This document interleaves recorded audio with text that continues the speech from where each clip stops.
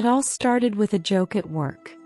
Everyone at the office was taking those at-home DNA tests. 23andMe, Ancestry, all that. It was part of a fun team-building challenge. Let's see who's secretly royal or related to Beyoncé. I didn't think much of it. I just thought, why not? My husband, Brian, even encouraged me. He chuckled, "Maybe you'll find out you're a Viking." We laughed. We had been married for 3 years. Everything felt solid. Not perfect, but good. I loved him. He was warm, stable, quiet but attentive. The kind of man who made you feel safe. Or so I thought. I spat in the tube, sealed it, mailed it, then forgot about it. Weeks later, my results arrived. I opened the email while Brian was at the gym. My ethnicity breakdown wasn't surprising. But then I saw it. One immediate family match found. I clicked. It said, shared DNA, 48.5% relationship, half sibling/parent-child. I blinked. Then I stared. Half sibling, parent. The profile didn't have a name. Just anonymous match. At first I thought it was my dad. But my dad died when I was 10. And this person was the exact same age as my husband. I sat frozen. My mind raced through the possibilities. Could this be a glitch? A bug in the system? Then I remembered. Brian had joked a few months back that he once took a DNA test but never checked the results.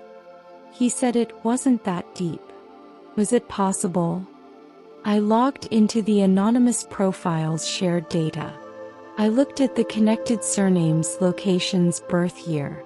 Everything aligned. The match was Brian, my husband. We shared the same mother. I started hyperventilating. I raced to the garage where I kept old boxes from my childhood. My mom passed away 3 years before I met Brian. In one of her journals, I found an entry. The summer I gave birth. I gave one of them up. It broke me. I never told a soul. Not even him. My heart dropped.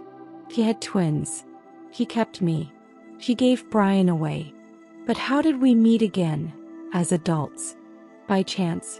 Or by design? I remembered something odd. When I met Brian at a bookstore, he said, "You remind me of someone." At the time it felt flirty. Sweet. But no. What if he already knew? What if I reminded him of our mother? I started digging into his past. He had been adopted, fact. But no mention of bio parents. He never talked about his childhood. Whenever I asked, he said, it wasn't worth remembering. I waited until the weekend. He was making coffee in the kitchen. I walked in with the printed DNA result in my hand. He smiled. Until he saw the paper. He turned white. He didn't deny it. He didn't scream. He whispered, "I knew." My knees buckled. Knew? Since when? Since before we got married. What kind of sick? I didn't care. I loved you. I've always loved you. You're my brother. We didn't grow up together. It's not the same. I vomited in the sink. He said he found me years ago through a missing birth sibling search. He saw my face in a college alumni magazine and started following me. He orchestrated our meeting. Our accidental love story wasn't accidental. It was premeditated. I screamed. He tried to hold me. I threatened to call the police. He said softly, "You can't call them. You're just as complicit. You married me." I ran upstairs. I locked the door. That night I waited until he fell asleep. I packed a bag, took my laptop, my dog, and left. I stayed at a friend's. I deleted every trace of myself online.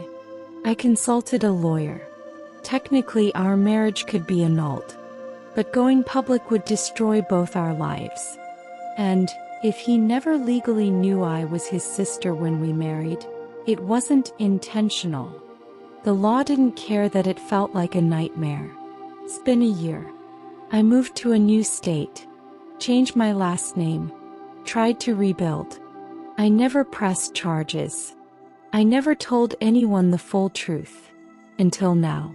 But sometimes I wake up at 3 a.m. heart racing thinking of the wedding photo.